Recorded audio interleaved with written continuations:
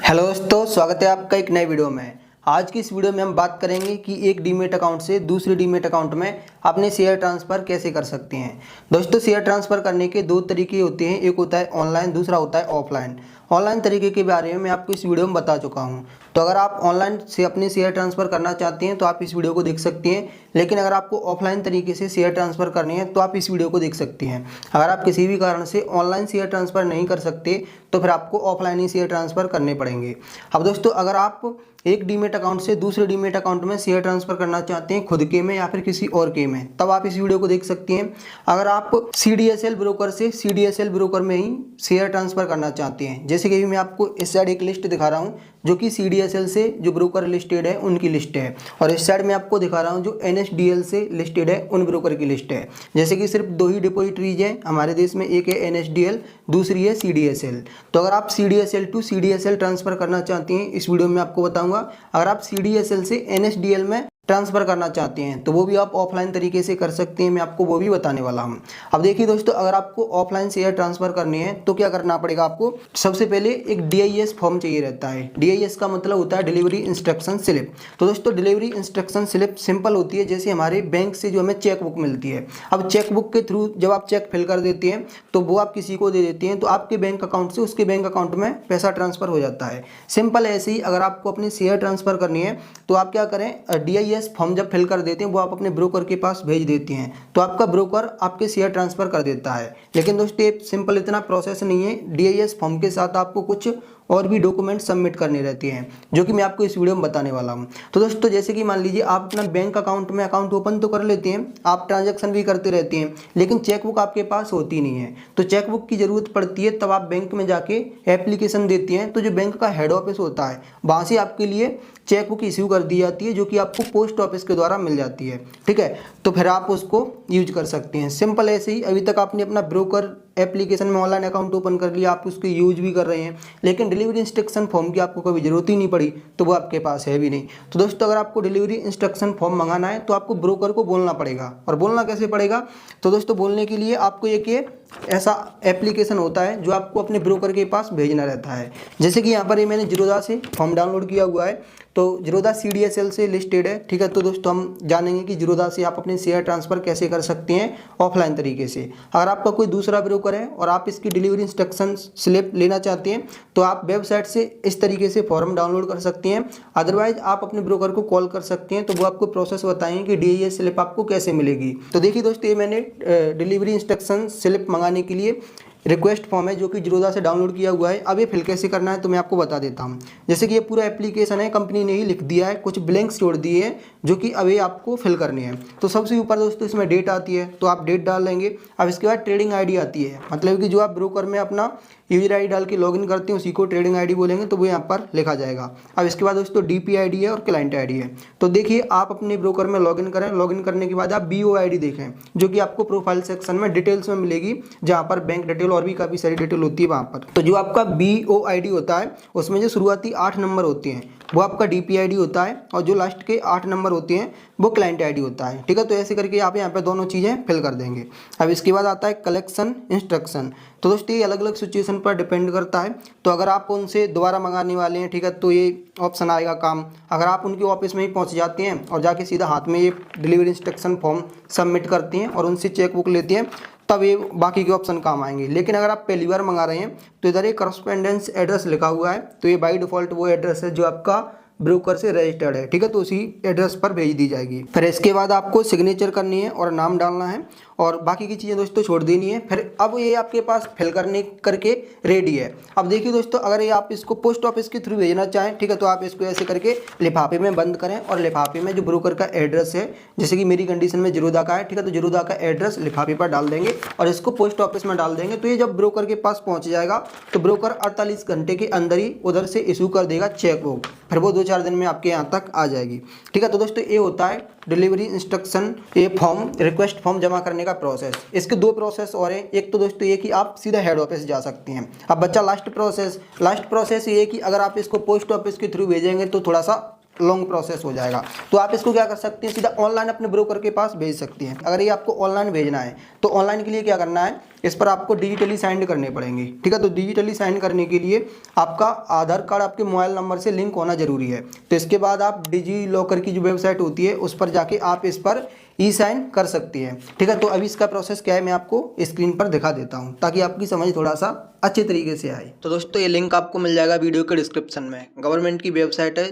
तो digi locker पर अगर आपका पहले से अकाउंट बना हुआ है तो आप इसमें साइन इन करेंगे, अगर अकाउंट नहीं है तो आप इसमें साइन अप करेंगे। तो मेरा पहले से अकाउंट है, मैंने अपनी कंडीशन में साइन इन किया। साइन इन आप इसमें अपना मोबाइल नंबर डाल के कर सकती हैं या फिर आधार कार्ड नंबर डाल के भी कर सकती हैं। मैंने अपना जो आधार कार्ड से मोबाइल नंबर लिंक है या फिर जो मैंने डिजिटल लॉकर में लगाया था वो यहाँ पर मैंने अपना मोबाइल नंबर डाला, उस पर OTP रिसीव किया। तो यहाँ पर मैं इसमें अभी लॉगिन हो चुका हूँ। दोस्तों आपको ड्राइव पर क्लिक करना है, डॉक्यूमेंट पर क्लिक करना है और आपको रिक्वेस्ट फॉर्म यहाँ पर फिल करके अपलोड करना है। हालांकि मैं यहाँ पर अभी ब्लैंक ही अपलोड कर रहा हूँ और आपको JPG फॉर्मेट में करना है। PDF में अगर आप करेंगे तो वो वर्क नहीं करेगा। अब आपको साइन पर क्लिक करना है और अब आपको यहाँ पर अपने आधार कार्ड का नंबर डालना है और जो आपके आधार कार्ड से मोबाइल नंबर लिंक है और उस पर OTP जाएगा। तो दोस्तों आपको इधर गेट OTP पर क्लिक करना है। अगर आपको OTP रिसीव हो गया है तो आप OTP डालेंगे, बॉक्स पर टिक करेंगे और सबमिट बटन पर क्लिक कर देंगे। अब यहाँ पर ये कुछ सेकंड चलना स्टार्ट हो गया है और आप कुछ ही सेकंड में देखेंगे कि आपकी डिजिटली साइंड हो चुकी हैं। अभी दोस्तों इसको मैं यहाँ पे नो थैंक्स कर दूंगा। अब मैं इस फॉर्म को यहाँ से डाउनलोड कर लूँगा और जब मैं इसको डाउनलोड कर लूँगा तो यहाँ पर मैं देखूँगा तो इसमें नीचे इसमें डिजिटली साइंड हो गए हैं। अब मैं इसको यूज कर सकता हूँ। तो अब आपके पास ये डिजिटल ई साइंड किया हुआ ये कॉपी है। अब आपको ये ब्रोकर के पास भेजनी है। तो सिंपल जैसे मेरी कंडीशन में यहाँ पर जीरोदा है तो मैं टिकट रेज करूँगा और मैं इसको सबमिट कर दूंगा, अपने ब्रोकर के पास भेज दूंगा। अगर इसमें कोई भी गलती रहती है तो हमारा ब्रोकर हमें सजेस्ट करेगा कि भाई आप अपनी इस गलती को सुधार लीजिए। तो मेरे हिसाब से यहाँ पर ऑनलाइन प्रोसेस ही आपको करना चाहिए। तो ये जल्दी ही ब्रोकर के पास पहुँच जाता है और तुरंत आप ब्रोकर को कॉल करके पूछ भी सकती हैं कि भाई हमने ये डॉक्यूमेंट भेज दिया है, एक बार चेक करिए क्या ये सही है, ठीक है। तो दोस्तों जब ये ब्रोकर के पास पहुँच जाएगा और ब्रोकर आपको इशू कर देगा DIS स्लिप। अगर आप एक बार DIS स्लिप मंगाती हैं तो फ्री में आ जाती है, लेकिन अगर आप दोबारा से मंगाती हैं तो 100 रुपये बुकलेट का चार्ज लगेगा, साथ ही 18% GST, उसमें 100 रुपये कोरियर चार्ज और 18% GST, मतलब कि 236 रुपये आपको पे करने पड़ेंगे। तब आपके पास दोबारा से DIS स्लिप आएगी। अब मान लीजिए दोस्तों कि आपके पास DIS स्लिप तो आ गई, अब DIS स्लिप आपको फिल कैसे करनी है तो वो प्रोसेस भी मैं आपको बता देता हूँ। तो देखिए दोस्तों अभी आपको स्क्रीन पर DIS स्लिप दिख रही है जो कि जीरोदा की है। तो ये फिल कैसे करनी है मैं आपको वो बता रहा हूँ। तो देखिए सबसे पहले यहाँ पर नंबर 1 लिखा हुआ है, तो यहाँ पर आपको अपना नाम डालना है या फिर जो भी व्यक्ति जिसके अकाउंट से आप शेयर ट्रांसफर करना चाहते हैं उसका नाम इधर आएगा। और फिर इसके बाद दोस्तों इधर ISIN नंबर आएगा। तो आप जिस स्टॉक को ट्रांसफर करना चाहते हैं तो जो आप स्टॉक खरीदते हैं ना उसका ISIN नंबर होता है। तो ये ISIN नंबर अगर आपको अपने स्टॉक का पता करना है तो आपके पास जो भी होल्डिंग्स हैं तो आप DP होल्डिंग्स डाउनलोड कर लें। तो ये मैंने आपको इस वीडियो में बताया हुआ है कि आप अपनी पूरी होल्डिंग्स किस तरीके से डाउनलोड कर सकती हैं। तो इसमें जीरोदा के बारे में मैंने आपको बताया, तो आप इस वीडियो को देख सकती हैं। तो जब आप DP होल्डिंग डाउनलोड कर लेंगे तो उसमें जो आपने स्टॉक खरीदा उसका नाम भी लिखा होगा और उसका ISIN नंबर भी होगा। तो अगर आपको एक शेयर ट्रांसफ़र करना है तो उसका यहाँ पर आप ISIN नंबर लिखेंगे। एक कंपनी का करना है, ठीक है, एक शेयर नहीं एक कंपनी का करना है। अगर मान लीजिए ऐसी अगर आपको 5 कंपनियों के स्टॉक ट्रांसफ़र करनी है तो आप यहाँ पर 5 के नाम लिख सकती हैं। लेकिन अगर आपको 10 कंपनियों के शेयर ट्रांसफ़र करनी है तो दोस्तों इसके लिए आपको एक अनेक्जर फॉर्म की ज़रूरत होती है, जो कि हमारे पास ये फॉर्म है, ठीक है, यही है।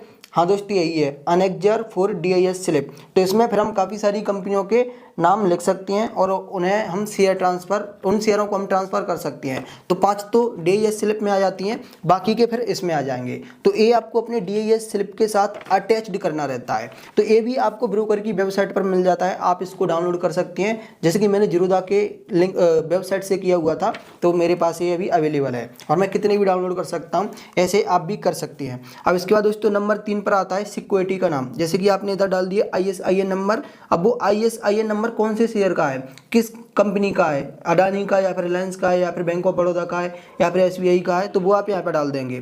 क्वांटिटी डाल देंगे, जैसे आपके पास 50 शेयर है, मान लो आप उसके 3 शेयर ही ट्रांसफर करना चाहते हैं या फिर किसी को गिफ्ट करना चाहते हैं तो आप यहाँ पर क्वांटिटी डालेंगे।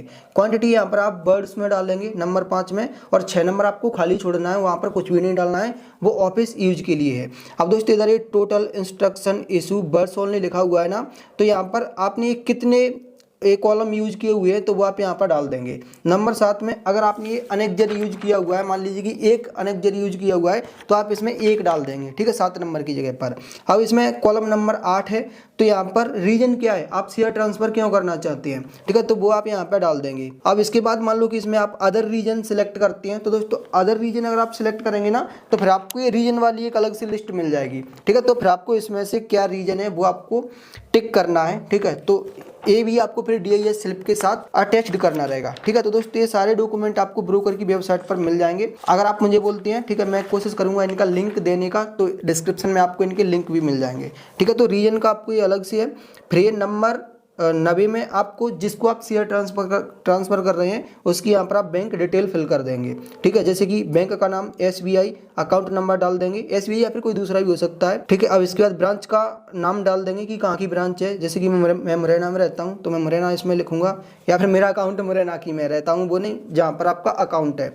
अब इसके बाद इसमें ट्रांसफरी का नाम डाल दूंगा, तो उसका बैंक अकाउंट किस नाम से है, ठीक है, तो वो मैं डाल दूंगा। और इधर चेक रेफरेंस नंबर अमाउंट को मैं खाली भी छोड़ सकता हूँ। और इसके बाद दोस्तों यहाँ पर ये आती है सेटलमेंट डिटेल में, तो beneficiary owner to beneficiary owner, मतलब कि आप सिंपल डीमेट अकाउंट से दूसरे व्यक्ति के में या फिर खुद के में ट्रांसफ़र कर रहे हैं तो आप यहाँ पर राइट लगाएंगे। अगर आप बेनिफिशियरी टू क्लियरिंग मेंबर के लिए शेयर ट्रांसफ़र कर रहे हैं तो आप इसमें डालेंगे। फिर इसके बाद आता है दोस्तों यहाँ पर डिपॉजिटरी का नाम। अगर आप CDSL में शेयर ट्रांसफ़र करना चाहते हैं तो यहाँ पर राइट लगाएंगे। अगर आप NSDL में शेयर ट्रांसफ़र करना चाहते हैं तो आप यहाँ पर लगाएंगे। बाकी का इसमें दोस्तों आप इसमें काउंटर DPI डालेंगे, मतलब कि जिसको आप शेयर भेज रहे हैं, ठीक है, उसका DPI ID और उसका क्लाइंट ID BOID भी डालेंगे, ठीक है, तो वो भी आप डाल देना। 11वें नंबर को खाली छोड़ना है क्योंकि आपने पहला नंबर यूज कर लिया है, 10वां नंबर आपने फिल कर दिया है, तो 11वें को खाली छोड़ना है। 12वें को भी खाली छोड़ना है, वो दोस्तों ऑफिस यूज के लिए है। 13 वाले नंबर में आपको अपने सिग्नेचर कर देनी है, ठीक है, हाँ सिग्नेचर ही करनी है। अब इसके बाद दोस्तों आपको क्या करना है, टिकट रेज करना है। और ये DIS फॉर्म आपने सही फिल किया है या फिर नहीं है तो आप इसको ब्रोकर से चेक करवा सकते हैं। तो जैसे कि जीरोदा का मैंने टिकट रेज किया, वहाँ पर ये सबमिट कर दिया और मैंने कस्टमर केयर को कॉल कर दिया कि भाई हमने ये सबमिट किया है, कृपया करके चेक कर लीजिए। तो अगर इसमें कोई गलती रहेगी ना तो वो आपको बता देंगे। तो ये भेजने से पहले अपने ब्रोकर से जरूर कंफर्म करवा लें, अदरवाइज क्या होगा कि ये 8 दिन में ब्रोकर के ऑफिस में पहुंचेगा और उन्होंने बोल दिया कि ये तो रिजेक्ट है, आपने इसमें एक गलती कर दी। मैं आपको बता दूं कि अगर आप इसमें कोई गलती करते हैं वो तो गलती मानी जाएगी, लेकिन बाई चांस आप इसमें ओवर राइटिंग कर देते हैं तो वो भी दोस्तों आपकी गलती ही मानी जाएगी। आपने भले ही सब कुछ सही फिल किया है लेकिन आपने ओवर राइटिंग कर दी है तो वो भी यहाँ पर गलती मानी जाएगी। तो इसीलिए अपने ब्रोकर से एक बार ये टिकट रेज करके जरूर चेक करवा लें, या फिर उनको मेल फेल के थ्रू भेज दें, ठीक है, तो वो चेक करके आपको बता देंगे। तो इस तरीके से आप अपना डिलीवरी इंस्ट्रक्शन स्लिप फिल कर सकते हैं। अब होता क्या है कि काफ़ी सारे लोग आपको इतना ही प्रोसेस बताते हैं, वो सिंपल ये बोलते हैं कि DIS फॉर्म आपको फिल करके ब्रोकर के पास भेजना रहता है, फिर आपके ब्रोकर शेयर ट्रांसफ़र कर देता है। दोस्तों ऐसा नहीं है। अभी तक मैंने आपको बताया कि आपको कितनी चीज़ें करनी थी, अब मैं आपको एक और नया तरीका बताने वाला हूँ, वो भी करना है तभी आपके शेयर ट्रांसफ़र होंगे, अदरवाइज नहीं होंगे। तो देखिए अगर आपने नेट बैंकिंग यूज करी होगी तो आपको बहुत ही अच्छे तरीके से पता होगा कि अगर आप किसी को नेट बैंकिंग के थ्रू पैसा ट्रांसफ़र करना चाहते हैं तो आपको पहले उसमें बेनिफिशियरी ऐड करना रहता है। तो अगर आप एक बार बेनिफिशियरी ऐड कर लेते हैं तो फिर आप उसको कभी भी पैसा ट्रांसफ़र कर सकते हैं। सिंपल ऐसे ही अगर आपको अपने शेयर ट्रांसफ़र करने हैं तो आप जिसको भी शेयर ट्रांसफ़र कर रहे हैं उसको एज अ बेनिफिशियरी अपने अकाउंट में ऐड करना रहेगा। तो दोस्तों अगर आप उसको एक बार ऐड कर लेते हैं फिर लाइफ में कभी भी आप उसको शेयर ट्रांसफ़र कर सकते हैं। और दोस्तों ये प्रोसेस अभी 2024 में ही मतलब कि आया है, तो अब बेनिफिशियरी लिंक करना जरूरी है। तो अगर आप बेनिफिशियरी ऑनलाइन तरीके से लिंक करना चाहते हैं तो मैंने आपको इस वीडियो में बताया हुआ है। जैसे कि जीरोदा से मैं अपने शेयर ट्रांसफ़र कर रहा हूं तो जीरोदा CDSL से लिंक है, तो मुझे CDSL ईजीएस्ट पर रजिस्ट्रेशन करना रहता है, ठीक है। तो आप इस वीडियो में देखना कि कैसे रजिस्ट्रेशन किया जाता है, फिर कैसे BO लिंक किया जाता है, तो आप इस वीडियो को देख लेना, मैं यहाँ पर रिपीट प्रोसेस नहीं कर रहा। अब देखिए दोस्तों अगर आप ऑफलाइन तरीके से अपना BO लिंक करना चाहते हैं तो दोस्तों ये फॉर्म है, आप इसको एक बार स्क्रीन पे देख सकते हैं। इसको फिल करना इतना ज़्यादा कठिन नहीं है, पहले मैं आपको चीज़ें बता चुका हूँ कि क्लाइंट ID BOID क्या होती है, तो वही चीज़ें यहाँ पर डालनी है। और यहाँ पर सिंपल आपको बायर और सेलर सिंपल दिख रहा है, तो सेलर मतलब कि जो ट्रांसफ़र कर रहा है, बायर मतलब कि जो रिसीव कर रहा है, तो उसकी यहाँ पर आपको डिटेल डाल देनी है। फिर दोस्तों ये आपको अपने ब्रोकर के लिए भेजनी है, तो ये आपको DIS स्लिप के साथ ही भेजनी है। तो देखिए जब आप ये ब्रोकर के पास पहुंच जाएगा फिर ब्रोकर क्या करेगा, आपको सबसे पहले BO लिंक करेगा, तो बाकी का प्रोसेस तो ब्रोकर करेगा, लेकिन वो आपको एक लिंक भेजेगा आपके जीमेल पर, ठीक है। तो जीमेल पर जब वो आपको लिंक रिसीव होगी तो वहां पर आपको फिर भी दोस्तों ऑनलाइन प्रोसेस करना है। जब आप उस लिंक पर क्लिक करेंगे तो यहाँ पर आप अपना पैन कार्ड नंबर डालेंगे, बायर का पैन कार्ड नंबर डालेंगे और बाकी की डिटेल आप डाल देंगे, जैसे कि अभी आप स्क्रीन पर देख पा रहे हैं, ठीक है। आपकी सुविधा के लिए मैं आपको स्क्रीन पर दिखा रहा हूँ। तो दोस्तों इस तरीके से आप अपना बीओ लिंक कर लेंगे, फिर इसके बाद आप अपने शेयर ट्रांसफर कर सकते हैं। अब दोस्तों शायद आप सोच रहे होंगे कि ऑफलाइन शेयर ट्रांसफर करने का प्रोसेस हमारा खत्म हो गया, अब हमारे शेयर ट्रांसफर हो जाएंगे। दोस्तों अभी भी इसमें कुछ बचा हुआ है जो आपको करना है। तो जैसे कि मान लीजिए आपका जीरोधा CDSL से लिंक है और मान लीजिए आप खुद के ही एक दूसरे ब्रोकर जो कि कोटक सिक्योरिटी का है NSDL से लिंक है, तो आप CDSL से खुद के ही NSDL में शेयर ट्रांसफर कर रहे हैं। तो इसके लिए दोस्तों आपको CMR कॉपी सबमिट करनी रहती है। तो CMR कॉपी आप भेज रहे हैं तो जीरोधा से भेज रहे हैं, तो जीरोधा के आप कंसोल में जाएंगे, फिर वहां पर आप अकाउंट में जाएंगे। अकाउंट में जाने के बाद आप डॉक्यूमेंट ऑप्शन को सिलेक्ट करेंगे और वहां पर आप CMR कॉपी ऑप्शन में सिलेक्ट करेंगे। अब इसके बाद ईमेल टू मी पर क्लिक करेंगे तो आपको CMR कॉपी मेल पर भेज दी जाएगी। वहां से आप इसको डाउनलोड कर सकते हैं और फिर इसको आप DIS स्लिप के साथ भेज सकते हैं। तो दोस्तों DIS स्लिप अकेली नहीं, अभी तक आपके इतने डॉक्यूमेंट हो चुके हैं जो कि आपको अपने ब्रोकर के पास भेजनी है। तो दोस्तों जैसे ही सारे डॉक्यूमेंट ब्रोकर के पास पहुंच जाते हैं तो ब्रोकर जब इन डॉक्यूमेंट को रिसीव करता है तो उसके 48 घंटे में आपसे कंफर्मेशन मांगता है। तो ये आपको मेल के थ्रू कंफर्मेशन मांगते हैं, ठीक है, तो या फिर कॉल भी आपको करती हैं। लेकिन अगर आप 5 लाख से ज़्यादा के शेयर ट्रांसफर कर रहे हैं तो फिर ये वीडियो कॉलिंग पर कंफर्मेशन करती हैं, जैसा कि वेबसाइट पर मेंशन है जीरोधा की पर। मैं आपको वो इन्फॉर्मेशन प्रोवाइड करवा रहा हूँ अपनी रिसर्च के साथ। मैंने अपने शेयर ट्रांसफर ऑनलाइन प्रोसेस से किए हुए हैं, ठीक है, और ये जो मैं वीडियो बना रहा हूँ तो ये मैंने बहुत ज़्यादा रिसर्च के साथ बना रहा हूं। तो दोस्तों हमारे इस वीडियो को लाइक जरूर करना। तो अब यहाँ पर बात ये आती है कि आपने जो भी प्रोसेस किया, आपने एक डीमेट अकाउंट से दूसरे डीमेट अकाउंट में शेयर ट्रांसफर किए, शेयर ट्रांसफर हो भी गए, क्या इसका कोई चार्ज भी लगा? जी हाँ दोस्तों, इसका चार्ज लगता है, जैसे कि जीरोधा ने अपनी वेबसाइट पर लिखा हुआ है। या तो पर ISIN 25 रुपये लगेगा या फिर पूरे टर्नओवर पर 0.03% प्लस 18% GST। तो दोस्तों जो भी ज़्यादा होगा वो आपसे लिया जाएगा। तो दोस्तों आपने शेयर ट्रांसफर करने का प्रोसेस तो कंप्लीट कर दिया, लेकिन अगर आप एक भी गलती करती हैं तो आपका जो पूरा प्रोसेस है वो रिजेक्ट हो जाएगा। तो मैं आपको 6 गलती बताने वाला हूं, तो इनसे आप सावधान रह सकती हैं। अगर आपकी ये गलती हो रही है तो आपके शेयर ट्रांसफर नहीं होने वाले हैं। पहली गलती दोस्तों ये, आपने शेयर ट्रांसफर करने के लिए एप्लीकेशन भी सबमिट किया हुआ है लेकिन गलती से आपने वो स्टॉक बेच दिए, तो ऐसी कंडीशन में आपके शेयर ट्रांसफर नहीं होंगे, पूरा प्रोसेस रिजेक्ट हो जाएगा। इसके बाद अगर आपका डीमेट अकाउंट है उसमें जीरो बैलेंस है, क्योंकि जब आपके शेयर ट्रांसफर होती हैं तो उसका चार्ज भी लगता है, तो ब्रोकर जो आपके वॉलेट में पैसा होता है तो वहाँ से काट लेता है। और अभी का दोस्तों रूल ये है कि आपके ब्रोकर में पैसा बचता ही नहीं है। अगर आप इन्वेस्ट नहीं करती हैं तो ब्रोकर हर मंथ वो आपके डीमेट अकाउंट से बैंक अकाउंट में भेज देता है। तो ऐसी कंडीशन में आप देख लें कि आपने अपने डीमेट अकाउंट में शेयर ट्रांसफर करने का प्रोसेस किया हुआ है, तो आप उसमें फंड रखें जो कि ब्रोकर चार्ज के रूप में आपसे ले सके, तभी वो आपके शेयर ट्रांसफर करेगा। दूसरी चीज़ दोस्तों ये कि नेगेटिव बैलेंस ना हो। काफ़ी सारे लोगों के AMC चार्ज की वजह से डीमेट अकाउंट नेगेटिव में भी रहते हैं और आपने इन्वेस्टमेंट किया हुआ है, आप ये सोच रहे हैं कि चलो हमारे शेयर ट्रांसफ़र कर लेते हैं, पैसा चुकाने की क्या ज़रूरत है, हम अपने डीमेट अकाउंट को क्लोज ही कर देंगे। इसके बाद दोस्तों एक गलती ये भी है कि अगर आपने जो भी इसमें फॉर्म फिल किया हुआ है, जैसे कि DIS स्लिप आपने भरी है, अगर आप उस पर ओवर राइटिंग करते हैं तो भी आपका एप्लीकेशन रिजेक्ट हो जाएगा।